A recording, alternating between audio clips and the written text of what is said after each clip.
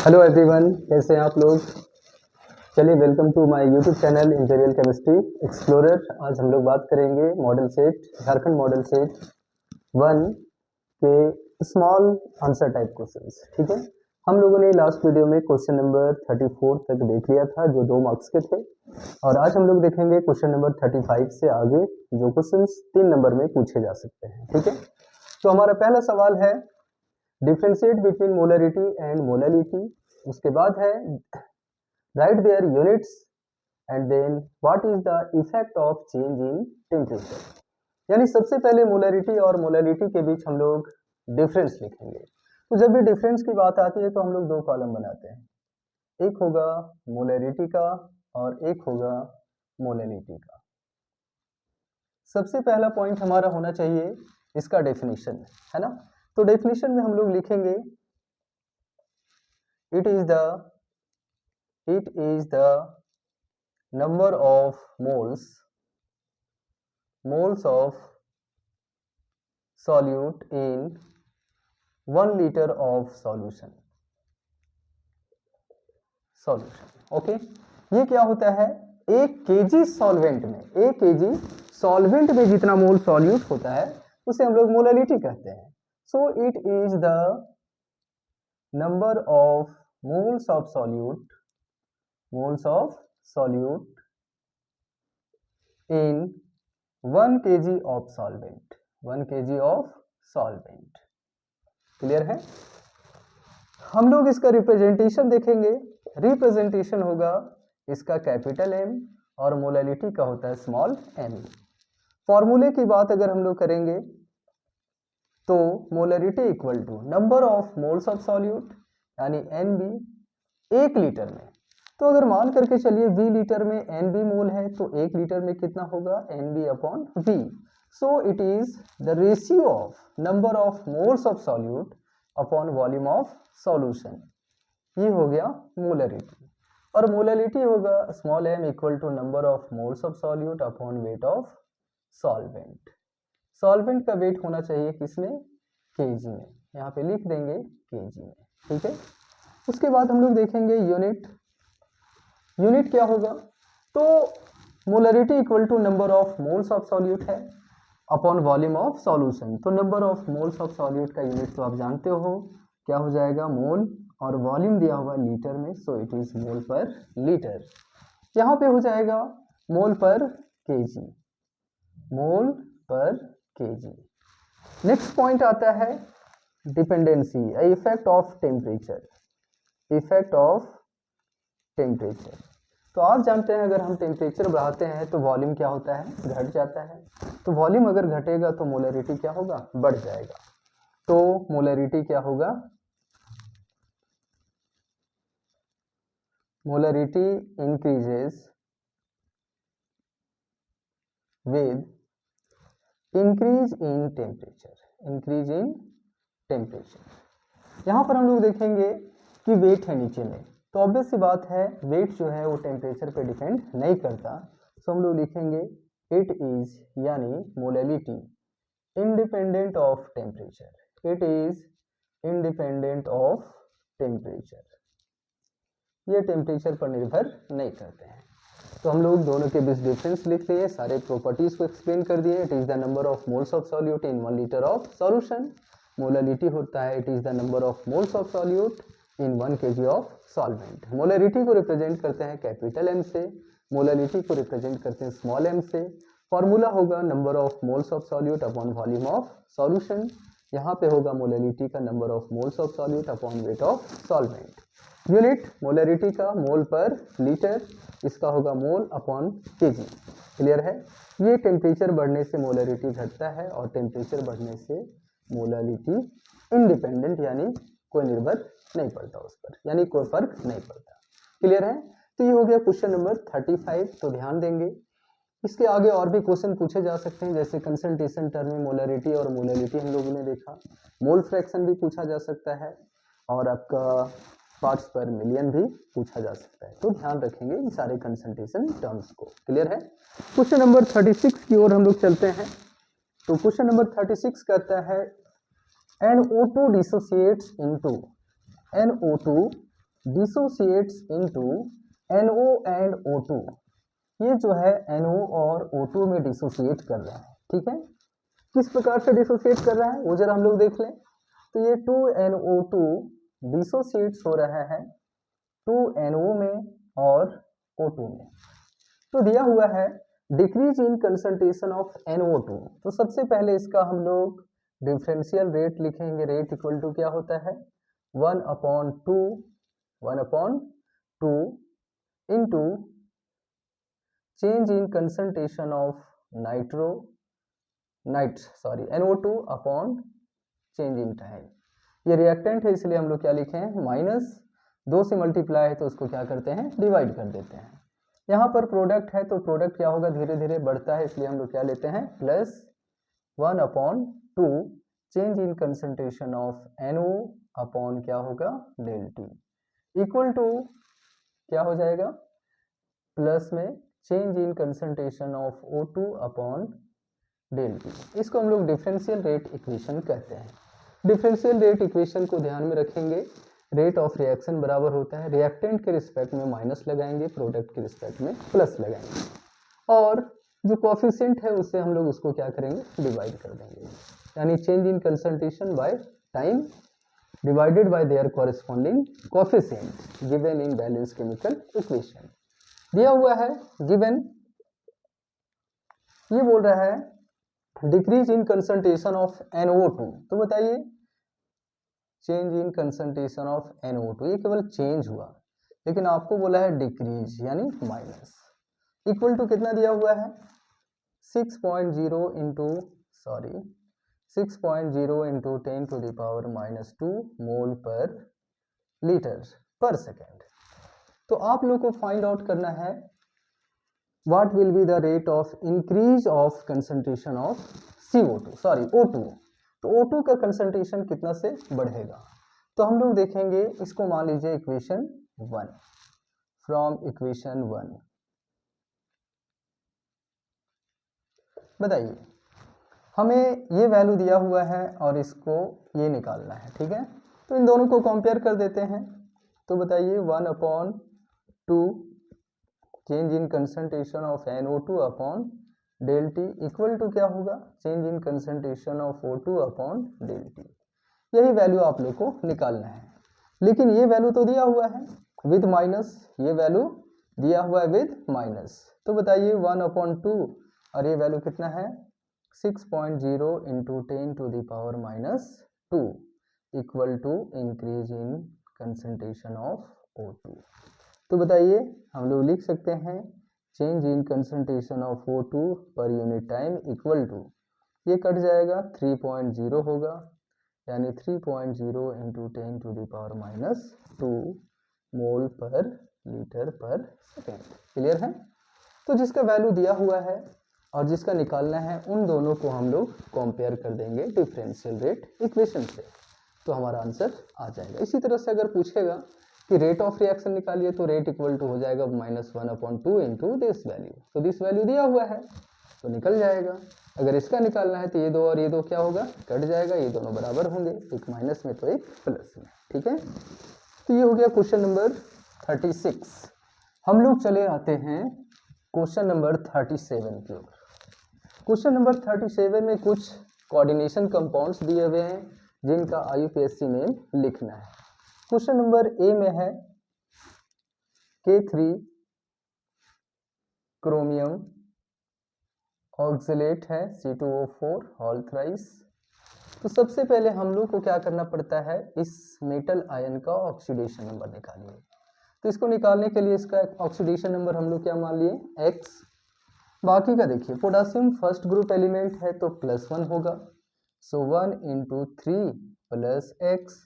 Oxalate पर 2 minus होता है, यहाँ पे दिया हुआ नहीं रहेगा लेकिन आपको मान करके चलना होगा 2 माइनस होता है, तो प्लस कितना हो जाएगा -2 × 3 और टोटल पर कोई चार्ज नहीं है इक्वल टू 0, सो 3 + X और -6 equal to 0, so X equal to +3 +6 -3 यानी +3।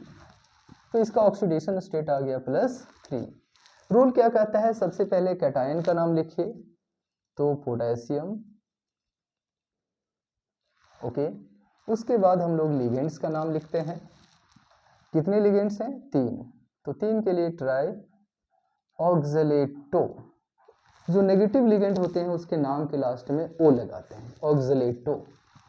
अब एक बात ये भी देखना है कि अगर यहाँ पे डोमिनेंसी है नेगेटिव लिगेंड की, या फिर आप कह सकते हैं कि हमारा कम्प्लेक्स नेगेटिव है, तो अगर ये 3 प्लस है तो इस कम्प्लेक्स के ऊपर क्या होगा, 3 माइनस होगा। तो नेगेटिव अगर कम्प्लेक्स रहा, कम्प्लेक्स अगर नेगेटिव रहा, तो मेटल के नाम के लास्ट में हम लोग ATE लगाते हैं, है ना। जैसे हमारा क्या हो जाएगा, क्रोमियम है तो हम लोग लिखेंगे क्रोमियमेट या क्रोमेट भी लिख सकते हैं, और ब्रैकेट में रोमन डिजिट से हम लोग इसका ऑक्सीडेशन नंबर लिखते हैं। क्लियर है, तो ये हो गया हमारा आई पे क्लियर, पहला का। बी नंबर में देखिए क्या है, कोबाल्ट है, यहाँ पर कैटायन नहीं दिया हुआ है, 5 एमाइन है और 1 क्लोरीन अंदर है और 2 क्लोरीन बाहर है, तो इसका ऑक्सीडेशन नंबर निकालिए x मान करके। सो x प्लस इसका तो 0 होता है, क्लोरीन का -1 और प्लस -1 इंटू 2 इक्वल टू क्या हो जाएगा, 0। सो x 1 माइनस और 2 माइनस यानी -3 equal to 0, x equal to आ गया +3, यानी कोबाल्ट का ऑक्सीडेशन स्टेट कितना, +3। तो यहाँ पे कैटायन नहीं है, तो हम लोग डायरेक्ट चलेंगे लिगेंड की ओर। किसकी ओर चलेंगे, लिगेंड्स की ओर। तो लिगेंड में हम लोग देखना है कि अगर एक से ज़्यादा लिगेंड है तो हम लोग अल्फ़ाबेटिकल ऑर्डर में नेम लिखेंगे। तो बताइए यहाँ पे एमाइन है और एक क्लोरीन है, तो एमाइन का नाम पहले होगा, तो इसका IUPAC नेम होगा, नेम कितना एमाइन है, 5, सो it is penta amine, penta amine. Chlorine negative ligand है इसलिए होगा क्लोरिडो। उसके बाद हम लोग आ जाएंगे कोबाल्ट। तो बताइए कि यहाँ पर जो है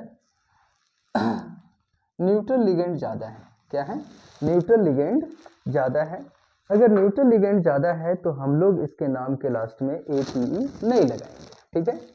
तो क्या लगाएंगे भाई, तो हम लोग लगाएंगे प्लस लगाएंगे, क्या, सॉरी सिंपल सा नाम लिखेंगे कोबाल्ट, क्या लिखेंगे, कोबाल्ट। तो क्लोरिडो, उसके बाद क्या हो जाएगा, कोबाल्ट, और ब्रैकेट में ये 3 है तो 3 लाइन यहाँ दे देंगे रोमन डिजिट में, और उसके बाद क्लोराइड है तो इसका भी नंबर नहीं लिखना है, केवल क्लोराइड दे देना है, ठीक है। ये हो गया दूसरा नंबर। सी नंबर में हम लोग चले आते हैं, 3 पोटासियम है, आयरन है और CN hall 6, okay.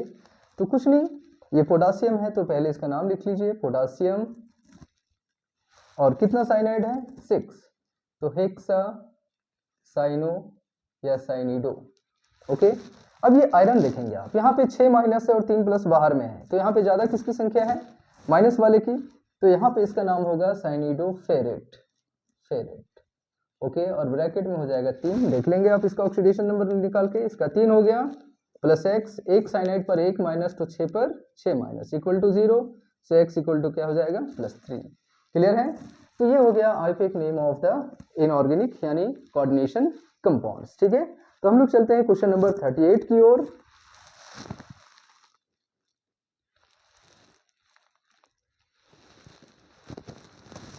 Question number 38 कहता है complete the following reactions, complete the following reaction यानी निम्नलिखित अभिक्रियाओं को पूरा करें। तो सबसे पहला रिएक्शन है इथाइल अल्कोहल जब थायोनाइल क्लोराइड के साथ रिएक्शन करता है तो SOCl2 के साथ रिएक्शन अगर करता है तो क्या देगा।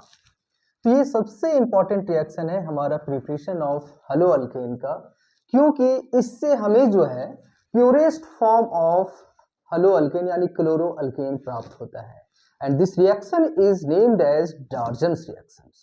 तो इसको बिल्कुल ही ध्यान में रखिएगा, अल्कोहल को जब हम लोग रिएक्शन कराएंगे तो हमें क्लोरो अल्केन देगा और बाकी जो बचे वो SO2 के रूप में निकल जाएगा और HCl के रूप में निकल जाएगा, ठीक है। तो क्या होता है आखिरकार, ये क्यों इंपॉर्टेंट है, क्योंकि जो हमारे साइड प्रोडक्ट हैं वो अगर गैस रहें तो हमारा प्रोडक्ट जो है वो स्टेबल या मेजर अमाउंट में माना जाता है और ये रिएक्शन को सक्सेसफुल माना जाता है और ये रिएक्शन जो है आपका आगे की ओर प्रोसीड करेगा क्योंकि गैस जो है वो क्या है, प्रोडक्ट जो है वो गैस है।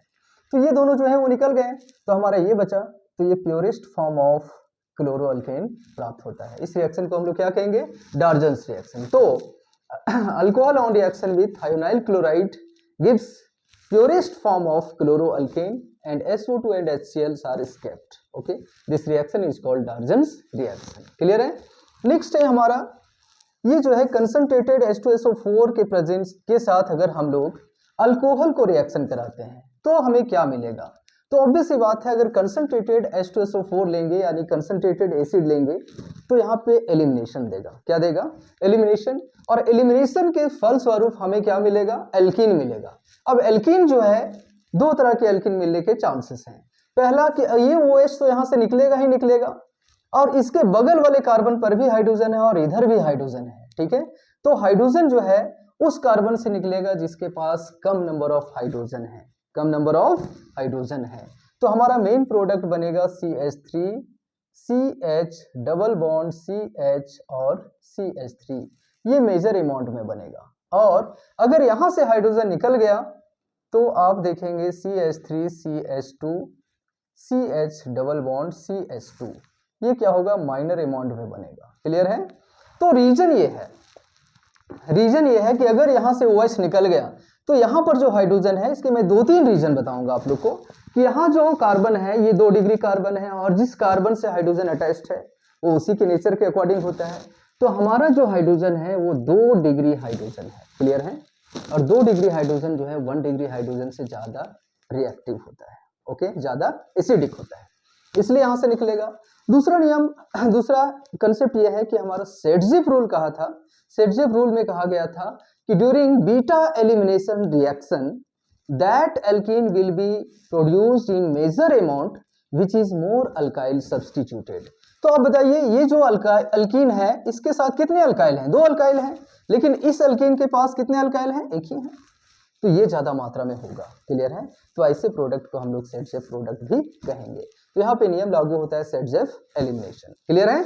नेक्स्ट आ जाता है यहाँ पर, अगर हम लोग इथाइल मिथाइल ईथर का रिएक्शन हाइड्रोजन आयोडाइड से करवा देंगे तो क्या बनेगा। तो जाहिर सी बात है, यहाँ पर एक अल्कोहल बनेगा और एक आयोडाइड बनेगा, एक अल्कोहल बनेगा और एक आयोडाइड बनेगा। तो अब हम लोग को ध्यान देना ये होगा कि ये O जो है वो किसके साथ जाएगा, C2H5 या CH3 के साथ। तो ध्यान देंगे यहाँ पर रिएक्शन 2 तरह का हो सकता है, एक SN1 और एक SN2, SN1 और SN2। लेकिन इधर जो है प्राइमरी अल्काइल है, तो प्राइमरी अल्काइल आप सभी जानते हैं SN2 रिएक्शन शो करता है। ठीक है, तो SN2 रिएक्शन में क्या होगा कि हमारा जो नेगेटिव पार्ट है वो उस जगह पे अटैक करेगा जहां पर कम लोग घिरे हुए, यानी कम लोग से वो अटैच्ड है। तो ऑब्वियस सी बात है, हमारा मिथाइल 3 हाइड्रोजन से है, लेकिन यहाँ पर जो कार्बन है आप इसको देखेंगे तोड़ करके तो एक CH3 भी है, तो यहाँ पे अटैक करना इसको आसान होगा, इसलिए आयोडीन जो है इसके साथ जाएगा, यानी CH3I और यहाँ पर बनेगा CH3CH2OH। क्लियर है? कौन सा मैकेनिज्म होगा, SN2 मैकेनिज्म। कौन सा, SN2 मैकेनिज्म। यहाँ पर जो है बैक साइड अटैकिंग पॉसिबल है। अगर यहाँ पर हम देखें तो CH3 है, हाइड्रोजन है और हाइड्रोजन है। अगर हमारा आयोडीन आएगा तो यहाँ अटैक करेगा तो थोड़ा सा ये मिथाइल इसको रिपेल करेगा, लेकिन यहाँ पे सबके सब हाइड्रोजन है, हल्के ग्रुप है, तो रिपल्सन नहीं होगा। इसलिए आपका आयोडीन अटैक करेगा मिथाइल के साथ, यानी मिथाइल ग्रुप के पास अटैक करेगा, और हमारा जो बचा हाइड्रोजन, तो ये बॉन्ड ऐसे टूटेगा और यहाँ पर माइनस होगा, तो हाइड्रोजन यहाँ पे अटैक करेगा। ठीक है, तो इथाइल के साथ अल्कोहल बनेगा और मिथाइल के साथ क्या बनेगा, आयोडाइड। तो ये है हमारा क्वेश्चन नंबर 38। अब हम लोग चलते हैं क्वेश्चन नंबर 39 की ओर। कहता है right short notes on peptide linkage. ध्यान देंगे, ये बायोमॉलिक्यूल का क्वेश्चन है, पेप्टाइड लिंकेज। यहाँ पे आप लोग को पढ़ना है peptide linkage, glycosidic linkage. Okay, तो सबसे पहले जानिए कि पेप्टाइड लिंकेज कहाँ पर होगा। तो पेप्टाइड लिंकेज आपका जो है प्रोटीन या पॉलीपेप्टाइड में होगा, जहां पर एक अमीनो एसिड दूसरे अमीनो एसिड से जुड़े होते हैं। ठीक है, तो सबसे पहला क्या है, पेप्टाइड लिंकेज क्या होता है, पेप्टाइड लिंकेज है ना। तो पेप्टाइड लिंकेज जो है ये बेसिकली है ना, the linkage which connect the two amino acids in polypeptide chain। Okay, इसको हम लोग क्या कहते हैं, पेप्टाइड लिंकेज। और ये पेप्टाइड लिंकेज जो होता है, इट इज बेसिकली, ये क्या है आपका, ये CON है, इसी को हम लोग पेप्टाइड लिंकेज कहते हैं। देख लीजिए, दो अमीनो एसिड हम लोग बनाते हैं, आप देख लेंगे C डबल बॉन्ड OH, यहां पर होगा NH2, यहां पर होगा हाइड्रोजन, यहां अल्काइल ग्रुप होगा। एक और अमीनो एसिड ले लीजिए CNH, और क्या हो गया आपका, अल्काइल है, एक हाइड्रोजन है और एक COOH है, ये भी अमीनो एसिड है। तो यहां पर क्या होगा कि यहां से OH ग्रुप और यहां से H ग्रुप बाहर निकल जाता है, तो आप देखेंगे कि CNH और H डबल बॉन्ड, और यहाँ पे जुड़ गया ये नाइट्रोजन से, वाटर क्या हो गया, बाहर निकल गया, और C double bond OH R। तो आप देखेंगे इस अमीनो एसिड का नाइट्रोजन ग्रुप और इस अमीनो एसिड का कार्बोनाइल ग्रुप, ये दोनों जुड़े हुए हैं एक दूसरे को, ठीक है। तो इसी को हम लोग कहते हैं पेप्टाइड लिंकेज। क्या बोलेंगे, पेप्टाइड लिंकेज। क्लियर है। तो ये हो गया हमारा पेप्टाइड लिंकेज, जो दो अमीनो एसिड को आपस में जोड़े रखता है। ग्रुप का नाम याद रखिएगा CON। तो अमीनो एसिड आपस में कौन सा लिंकेज के द्वारा जुड़े होते हैं, पेप्टाइड लिंकेज। नेक्स्ट है हमारा ग्लाइकोसाइडिक लिंकेज। यहां पर क्या होता है, ग्लाइकोसाइडिक लिंकेज में दो कार्बोहाइड्रेट मॉलिक्यूल आपस में जुड़े होते हैं, ऑक्सीजन के थ्रू, है ना। तो बी नंबर में है आपका ग्लाइकोसाइडिक लिंकेज। ओके, यहां पर क्या होता है कि ए linkage which connect the two carbohydrate units, है ना। तो यहां पर क्या होता है कि मान करके चलिए हमारे पास एक कार्बोहाइड्रेट है, मान लेते हैं ग्लूकोज ही है, ठीक है। और ये कितने कार्बन के होते हैं, 6। साइक्लिक स्ट्रक्चर हम दिखा रहे हैं, मान लीजिए आपका ये अल्फा डी ग्लूकोज है, तो ये हो गया आपका CH2OH, है ना। एक और मॉलिक्यूल हम लोग ले लेते हैं जिसमें हम लोग देखेंगे ऑक्सीजन, यहाँ पर H है, OH है, और H OH OH और H, यहाँ पर आप देखेंगे OH है और H है, और यहाँ पर CH2OH। क्लियर है। तो यहाँ पर क्या होता है कि इन दोनों के बीच जो है कंडेंसेशन होगा और एक OH और एक H निकल जाएगा और ये दोनों आपस में जुड़ेंगे ऑक्सीजन के द्वारा, ठीक है। तो इसी को हम लोग कहते हैं glycosidic linkage.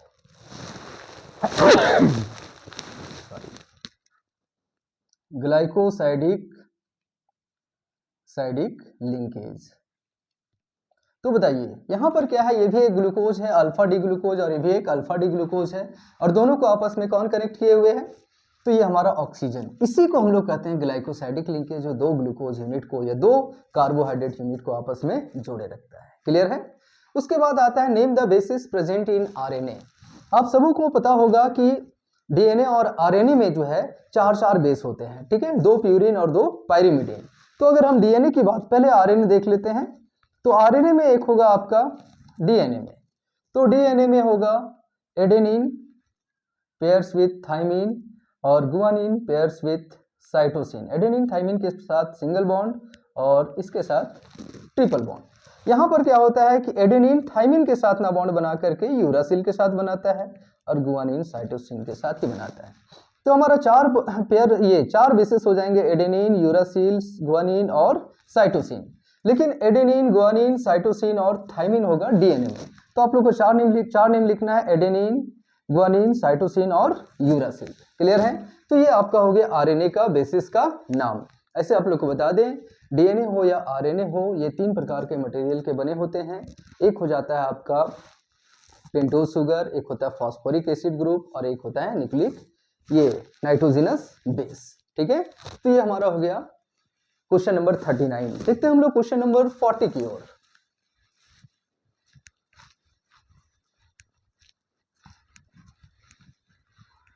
Complete the following reaction, ये कहता है कि इस रिएक्शन को कंप्लीट करें। दोस्तों ये आपका अल्कोहलिक है, क्या है? अल्कोहलिक। क्वेश्चन नंबर देखिए 39 का ए, CH3 CH2 CH2 O sorry Cl KOH के साथ रिएक्शन करवाते हैं, कौन सा मीडियम में? अल्कोहलिक। तो एक बात याद रखिएगा, अगर ये अल्कोहलिक मीडियम में है तो OH हमारा क्या होगा? बेस होगा।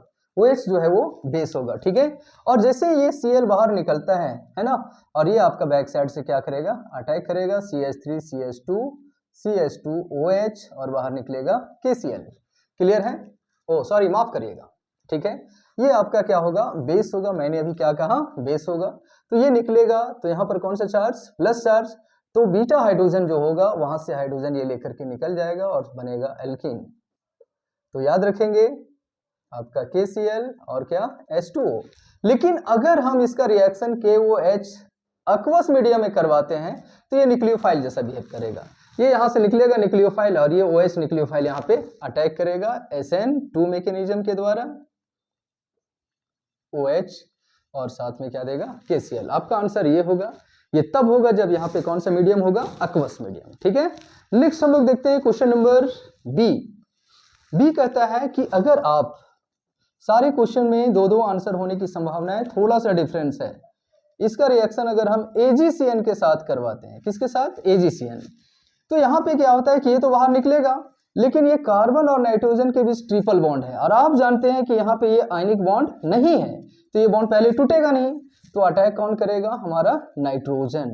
तो नाइट्रोजन अगर अटैक किया तो हमारा बनेगा CH3 CH2 और NC। बाद में ये बॉन्ड आपका टूटेगा और क्या बनाएगा? AgCl।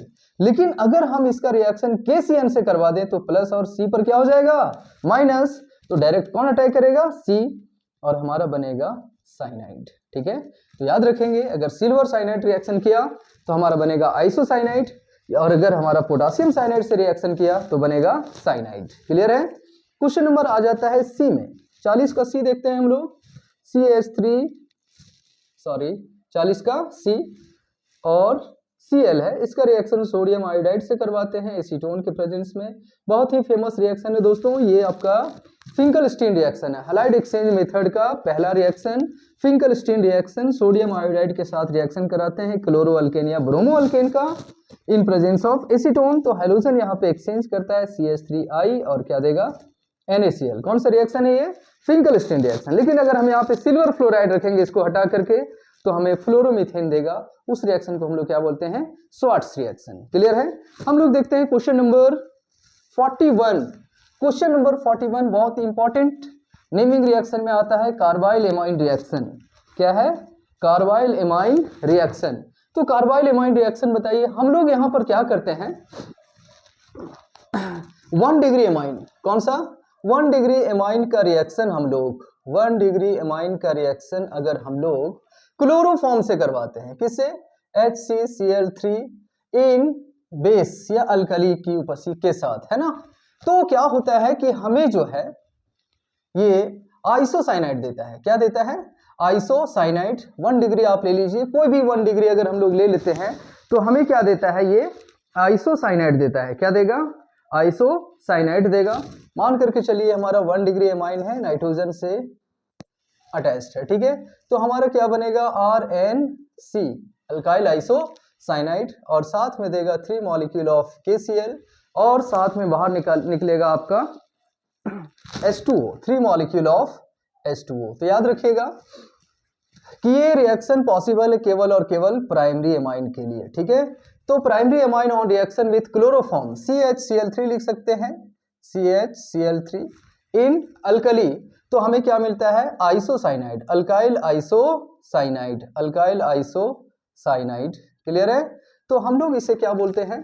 Carbyl amine reaction. Carbyl amine reaction, इसका एप्लीकेशन है हम लोग कार्बाइल एमाइन या अल्काइल आइसोसाइनाइड बनाने में करते हैं। और दूसरा एप्लीकेशन है कि हम ये लैब मेथड के लिए कि ये आइडेंटिफाई करने में करते हैं कि हमारा एमाइन प्राइमरी है या नहीं है, क्योंकि ये रिएक्शन केवल और केवल कौन करेगा, प्राइमरी। रीजन ये है कि एमाइन बनाने के लिए, आइसोसाइनाइड बनाने के लिए नाइट्रोजन को कितना बॉन्ड बनाना पड़ेगा, 3 बॉन्ड। अगर ये पहले से 2 अल्काइल से अटैच रहेगा तो यहाँ 3 बॉन्ड बना पाएगा क्या, नेवर। इसीलिए ये केवल और केवल किसके लिए पॉसिबल है, प्राइमरी एमाइन के लिए। क्लियर है। तो ये हो गया हमारा क्वेश्चन नंबर 41। ठीक है, नेक्स्ट है, हाँ यूजेज लिख लीजिएगा। It is used in the preparation of carbyl amine, और दूसरा it is used in the distinction, sorry it is used in determining whether the amine is primary और नॉट। क्लियर है।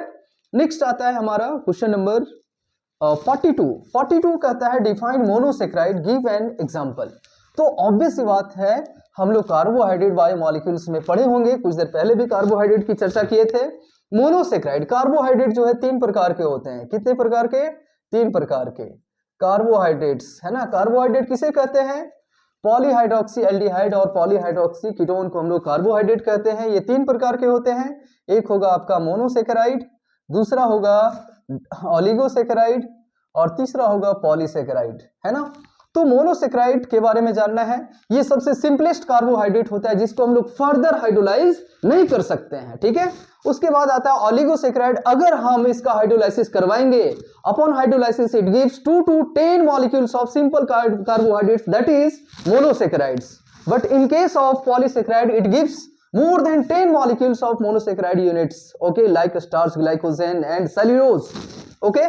तो ये आपका जो है सिंगल यूनिट में बना होता है, ये 2 से लेकर के 10 यूनिट से बना होता है, और ये more than 10 units.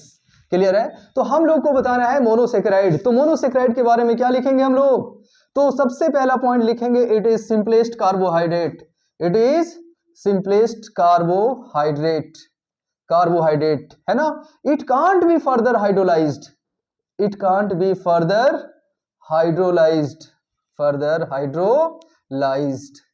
into smaller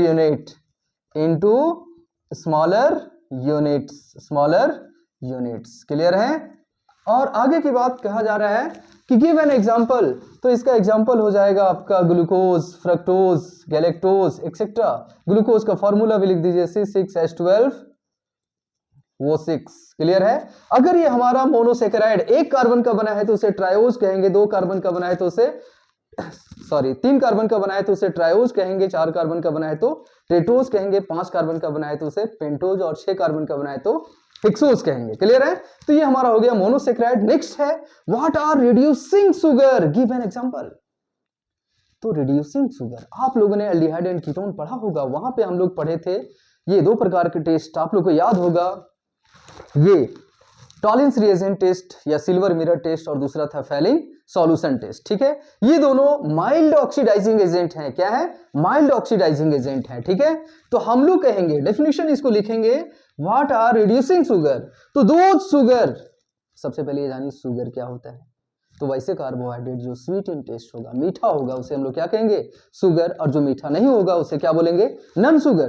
तो बताइए स्वीट कौन कौन होता है, तो जितने भी मोनोसेक्राइड हैं ये सब के सब क्या होंगे, स्वीट होंगे। ऑलिगोसेक्राइड में कुछ स्वीट होते हैं और कुछ स्वीटलेस होते हैं, ओके। और बाकी जितने पॉलीसेक्राइड हैं वो सब के सब स्वीटलेस हैं। मतलब मोनोसेक्राइड आपका शुगर है, कुछ ऑलिगोसेक्राइड शुगर हैं, बाकी ऑलिगोसेक्राइड क्या है, नॉन शुगर, और ये भी क्या है, नॉन शुगर। तो आपको पूछा गया कि कौन से शुगर रिड्यूसिंग शुगर होते हैं, तो वैसे शुगर जिसको हम mild oxidising agent like Fehling solution और टॉलेंस रिएजेंट से ऑक्सीडाइज कर पाएंगे, तो हम लोग कहेंगे those sugars which can be oxidized by failing solution or tolerance reagent are called reducing sugar। ठीक है। all monosaccharides are reducing sugar like glucose, fructose etc। Okay. तो ये है हमारा शॉर्ट आंसर क्वेश्चंस जो 3 नंबर में पूछे जाएंगे। ठीक है। इस तरह से और भी क्वेश्चंस हो सकते हैं, पहले हम इस सेट को कंप्लीट करें, इसके बाद हमारा टारगेट होगा जितने भी ऑर्गेनिक केमिस्ट्री में नेमिंग रिएक्शंस है उसको हम लोग टारगेट करेंगे, एंड देन कितने भी न्यूमेरिकल क्वेश्चन, जितने भी न्यूमेरिकल क्वेश्चंस पूछे जा सकते हैं उस टॉपिक को हम टारगेट करेंगे। ठीक है। तब तक के लिए thank you. Video like, share और सब्सक्राइब जरूर करिएगा, वीडियो ये बेल आइकन जरूर दबाइएगा, ठीक है, ताकि नेक्स्ट वीडियो आपको मिल जाए। Thank you.